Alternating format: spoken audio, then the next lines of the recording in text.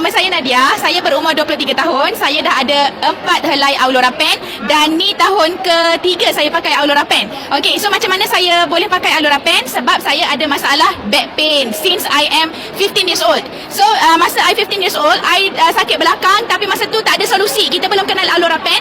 Kita hanya mengurut traditional way, lepas tu pakai minyak yang berangin tu kan untuk kurangkan rasa sakit tu. Tapi benda tu hanya bertahan 2 minggu sahaja. Lepas tu kena mengurut balik. Tak settle. Jadi sampailah ayo. Okay, lepas tu sampailah I umur 21 tahun tu last year, I kenal Aulora Pen. My mum suruh pakai Aulora Pen. Lepas tu I pakai Aulora Pen sebulan secara konsisten tau. Jadi selepas sebulan tu I terlupa sesuatu. I tak ada dah back pain. So lepas sebulan I pakai secara konsisten tu tak ada back pain, I still pakai, I keep pakai. So sampai tahun ni dah 3 tahun I pakai walaupun tak ada back pain. Tetap pakai walaupun tak ada back pain. Sebab kita rasa seluar Aulora tu macam kulit kedua kita. Kalau tak pakai tu rasa macam kena balik. Macam ada benda tertinggal. Alright, thank you so much.